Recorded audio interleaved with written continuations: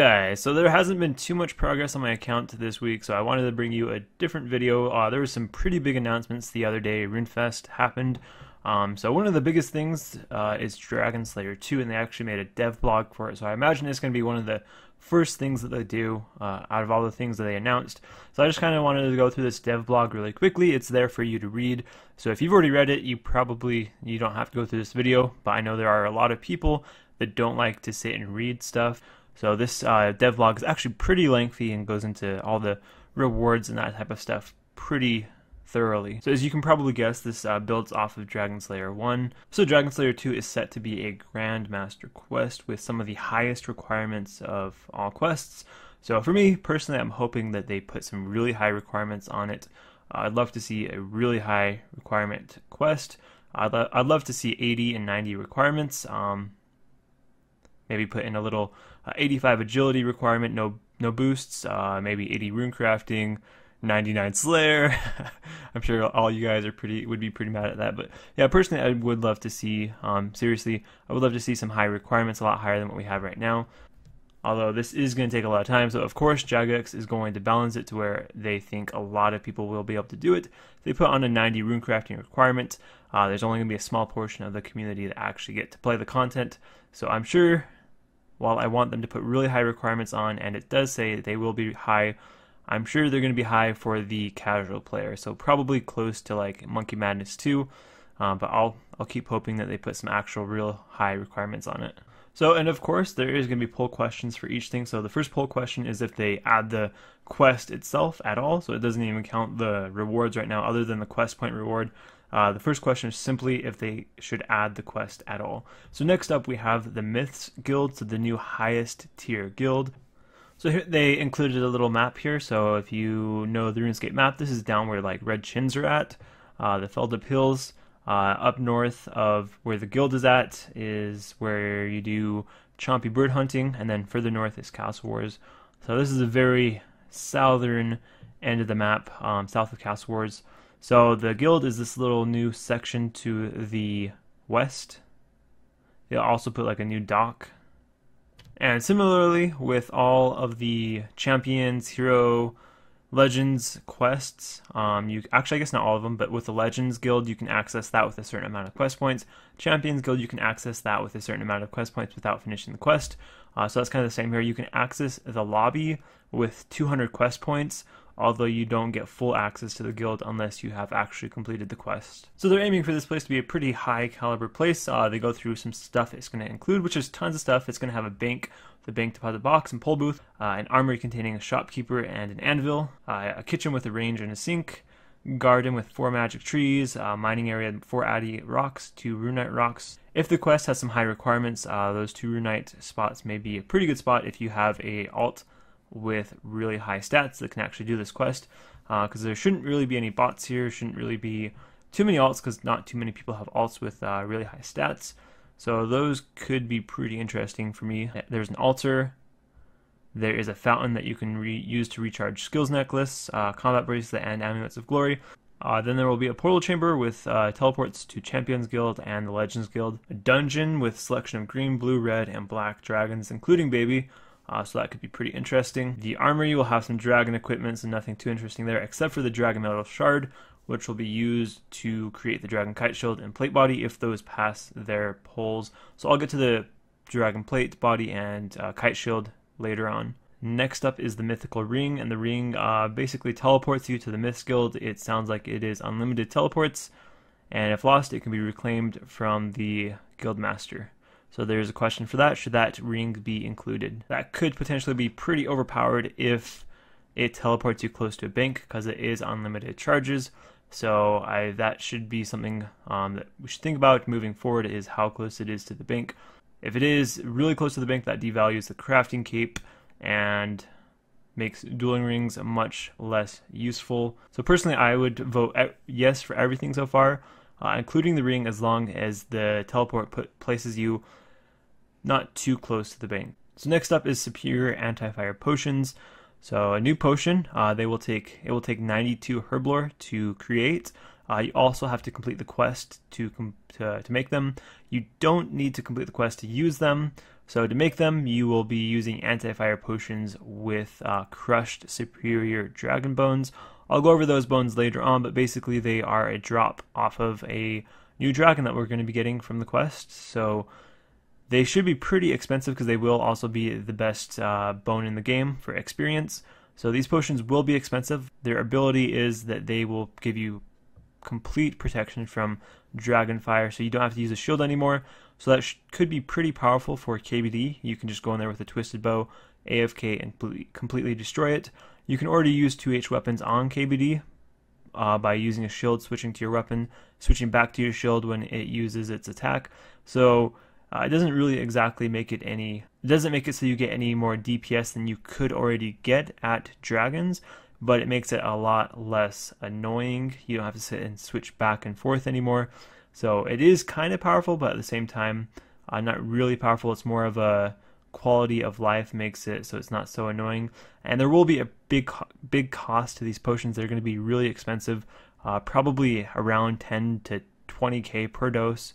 So yeah, they're not going to be cheap to use, which kind of balances them out. The XP given per potion is 130 XP, so not going to be a ton of experience, tons of requirements to make them. So these should actually probably be profitable to make, or at least not a big loss. So I think that is a very positive thing for Herblore, a slower method where you can profit or just not lose as much. So I would definitely vote yes for these potions. Next up is the Wrath, Altar, and Surge spells. This is probably my favorite thing, or at least one of my favorite things about this new thing. So it's going to take 95 rune crafting to make these runes. So I'll go into the Surge spells first. So the Surge spells are a new set of spells in the normal spellbook, higher than the wave spells. So as you can see here, they're going to take from 81 to 95 magic. It's going to be wind, water, earth, fire, the typical stuff. All of the magic boosts that currently apply to the elemental spells will work with these as well. So Fire Surge should be hitting in like the low to mid 40s. I'm not sure exactly if the max hit, but I think it is going to be the highest hitting magic attack in the game after this, although that does take quite a bit of risk to hit that, and there's no freezes or anything like that, so I definitely don't think it's overpowered. Really, Ice Barrage is still stronger than it in my opinion, but Fire Surge will definitely actually have a place in PvP. That's basically it for the Surge spells. They're just, just like all the other elemental spells, just a new higher tier of elemental spells, and they require Wrath runes to use. Instead of Blood or Death, I use Wrath runes, which is a new type of rune, so now I'm going to go into that, the Wrath Altar and Wrath runes. So in order to runecraft Wrath runes, you need 95 or above. So a new high tier rune that you get from runecrafting, that is super exciting for me. I love runecrafting, and I love to see new content for runecrafting, and this could be very profitable for all of those people with high runecrafting. Runecrafting back at the start of Old School was the moneymaker of the game, so it's kind of lost that tier, or that it's kind of lost that status that it used to have of being like the best money in the game. Now there is tons of PVM spots or bosses that are better than runecrafting. It's kind of a meh money making method these days. You might as well just do lavas and then go do some PVM for your money. So I'm hoping this will be some really good money for runecrafting and put it back up there, at least competing with some of the best PVM methods as far as money. Although that is just a hope, in reality it probably won't actually be that good, because these runes probably won't be used too much in the game, probably for PKing a little bit. For PVM, you're still probably going to want to use the Trident, so I don't see these spells and these runes being used a ton, so at the end of the day, probably still won't be that profitable. So the Wrath Altar is located inside the guild, so you can access the altar from inside the guild, or you can use the Abyss. There's been some concern raised about using the Abyss. People think it shouldn't be applied to this. You should only be able to use access it from the guild. I think they should leave the Abyss route, but I think they should make it pretty dangerous to where you kind of have to bring some pretty decent equipment or you're going to die. So that way, if you're just doing it inside the guild, you're not going to be at risk. But if you're using the Abyss, you're going to have to bring decent equipment, and you're going to be Scold, so you're going to be running through the wilderness Scold with no prayer, with decent equipment. So you can do the trade-off of risk with a little bit better reward, or the safer route of just doing it in the guild with no risk. So that's kind of my thoughts on that. Leave the Abyss, but make it more risky. with some actual risk where you have to bring some decent equipment. So I definitely vote yes for both the surge spells and yes for the altar. That is super exciting. So next up is Vorkath, a new solo boss that will be accessible after the quest. So the main thing about Vorkath is going to be just a new challenging boss, level 600 to 700 solo boss. So I imagine it's going to be instanced. You can't bring a team in, or if you can, it's going to be single combat, so you can't team it. So the main thing about this boss, or the main drops, are going to be an upgrade to the accumulator, which upgrades it to Ava's Assembler, and then a new shield, a new range shield that is similar to the Dragonfire shield, but for rangers. It's going to be called the Dragonfire Ward, so it gives protection from Dragonfire. So here is the new range shield and its stats. So it's going to drop a visage. You attach the new skeletal visage to an anti-dragon shield. That will create the Dragonfire Ward. So the stats, minus 10 to all melee and mage, 15 range attack. Pretty crappy melee defenses, but really high range defense. Pretty good magic defense as well. Minus 2 to melee strength. So definitely don't want to be using this if you're using melee or magic, but it is pretty powerful for range. And just for comparison, here is the Twisted Buckler. So here's the stats on Twisted Buckler. Twisted Buckler does have more range attack. It does have better better melee defense, better mage defense, and worse range defense. So kind of where this the new shield would fit into is if you're fighting dragons, because the main thing is it does offer protection to Dragonfire Breath. So it's a little weaker version of the Twisted Buckler, but it gives protection to Dragonfire Breath. Is basically what it is. Dragonfire Shield for rangers. So I'd vote yes for that. And then the new assembler, the new upgraded version of Ava's accumulator. It's going to require 70 range to equip. Oh yeah, and the shield required 75 defense and 70 range to equip. So back to the assembler. So the assembler has actually some pretty strong stats. I imagine this is kind of the range version of the Inferno Cape. So I imagine the boss may be pretty difficult. The assembler will be untradeable. To make the assembler, you need the head of Vorkath, which is also untradeable. So to get this cape, or I mean to get this accumulator upgrade, you will have to kill the boss yourself. So this is kind of like the Inferno Cape, but for range. So you're gonna have to kill the boss a lot to get this upgrade, and the stats are pretty good to reflect that. The stats on the Inferno Cape are really good. So as expected, the assembler is pretty good. 8 range attack. Accumulator I think is only 5. This also gives 8 magic defense, so really good defense. And not only that, the first ever range cape slot item to give range strength. It does give 2 range strength. So this is going to be a very powerful upgrade to the Ava's accumulator. And I would definitely vote yes for that. Melee gets its fire cape and its Inferno Cape. So I definitely want to see something like this for the range side of the combat triangle. So I definitely vote yes for this. So the next new drop I want to talk about with Vorkath is the Superior Dragon Bones. I talked about it a little bit earlier with the anti-fire potions. You do crush these and mix these with anti-fire potions to make the Superior anti-fire potion. So Vorkath is guaranteed to drop at least 2 of these bones for every kill. The bones will give 150 prayer experience base, which I think is about 2 times. It's about 2 times Dragon Bones. I'm not sure exactly, but it's pretty close to 2 times. Which means if you use them on the Gilded Altar, you're going to be getting like 500 prayer experience or around there per bone. A unique thing about these is they will have a prayer requirement of 70 to use. So that's pretty interesting. I imagine a lot of the Dragon Bones being used are being used by newer accounts that are just getting like 43 prayer or 70 prayer. So I wonder what that's going to do to the price, making these have a 70 prayer requirement, because that means I imagine a large chunk of the demand is going to be gone, because there's only a few people actually getting prayer above level 70, the people looking to max or max combat at least, or get 85 prayer for the diaries. So it'd be interesting to see what the GP per XP for these are, even though they are the best bone. I wonder if they'll actually be efficient to use over Dragon Bones, but we'll see. So that's pretty much it for the bones used for superior anti-fire potions. The best prayer experience of the game will get guaranteed 2 from Vorkath every kill. So I would vote yes for these. Next up is Dragon Bolts Suite. So Vorkath will also drop Dragon Bolts unfinished, and with 84 fletching, you can add feathers to them. So they're gonna have 122 strength. And so just for some perspective, Runite Bolts are 115 strength and Onyx Bolts are 120 strength. So these are a little bit stronger than Runite Bolts, 7 strength bonus, so that's probably going to be like 1 to 2 max hits. These will only be fireable from Dragon crossbows, Dragon Hunter crossbows, and Armadillo crossbows. You can add gemstones, Dragon or Onyx. I imagine they're going to have the same special effect. So you're going to have Dragon Bolts, which now spec a little bit higher, and Onyx Bolts, which spec a little bit higher, which I think is completely fair.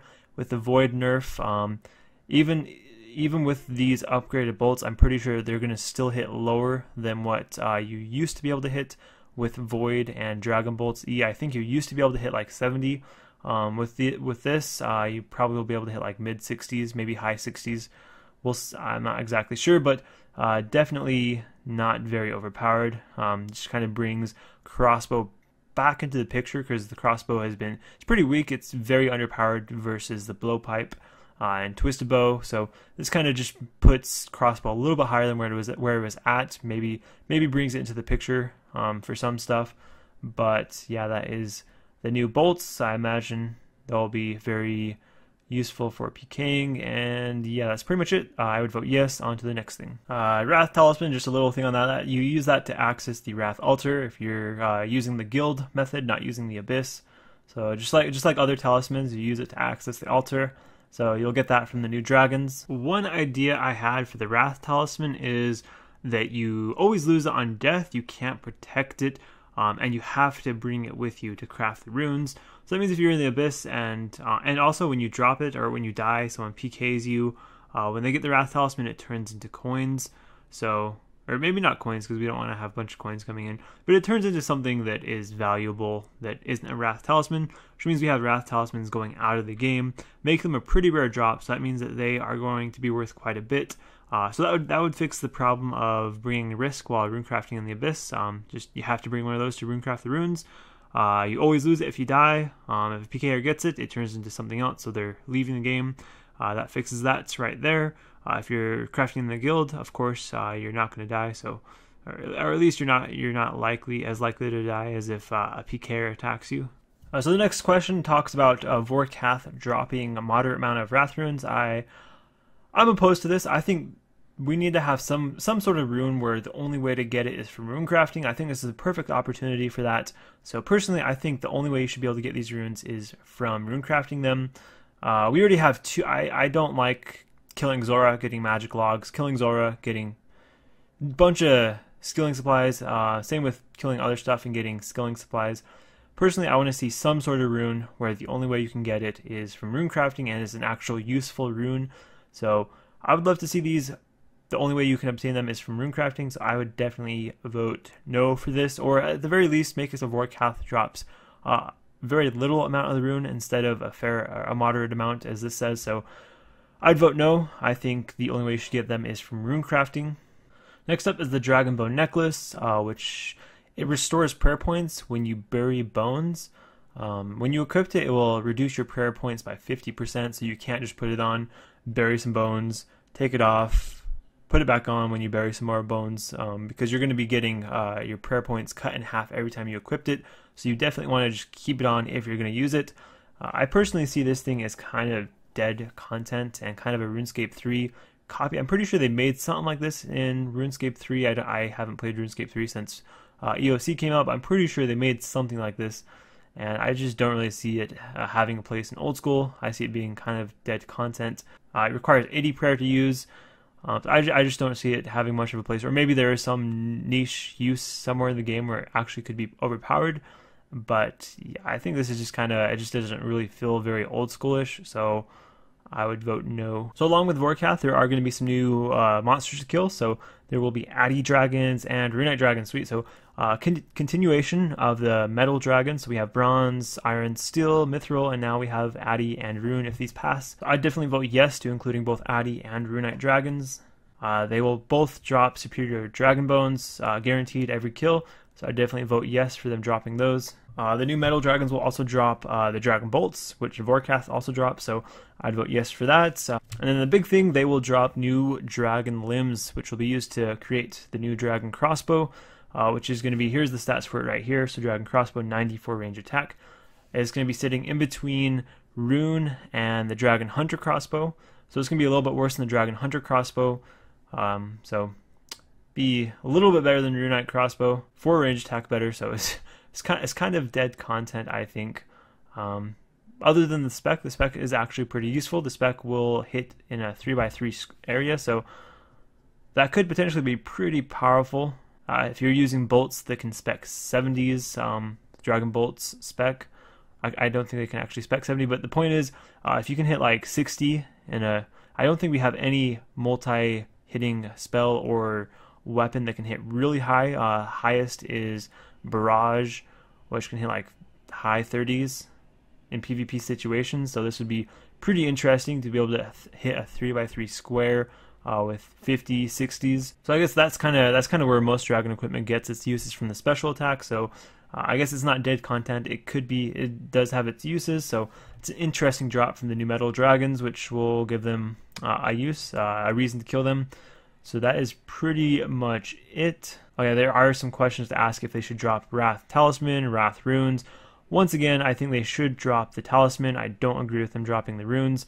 So I'd vote no to the runes, yes for the Talisman. Another thing they'll drop is a Metal Slice. You can add the Metal Slice to the Metal Shard that you can buy from the shop in the guild for 2 million coins. And when you combine them together, it'll make a Dragon Kite Shield. So sweet, a new shield. Here is the stats of the shield. Not exactly great. Once again, completely outmatched by our current stuff. But so I see this being more of a cosmetic thing, and there will be also Dragon Plate Body. The dragons will drop a Dragon Metal Lump. You can combine it with the Metal Shard that you buy from the guild to make the Plate Body, and the Plate Body once again is outmatched by a lot of our gear that we have right now, so I see this being more of a cosmetic item. You don't have to complete the quest to wear either of these two things, the shield or the Plate Body. These new dragons will be part of the Slayer, will be assigned in Slayer, so there is a question to ask if you want to have the choice to extend them. So I'd vote yes to all that stuff. This is all kind of more minor stuff. We already went through kind of the meat of the dev blog. Then finally, just a kind of little minor thing I don't really care too much about is a new spot for free-to-play, Corsair Cove. So free-to-play players will be able to access this little place at the south end of Feldup Hills. They won't be able to go very far. They can't go up into Feldup Hills, of course, when they're free-to-play. Then there'll be a little extra area if you have completed DragonSlayer with some maple trees and yew trees. And along with it, there'll be a new free-to-play quest called the Corsair Curse. So a little short quest, and that is pretty much it for this dev blog.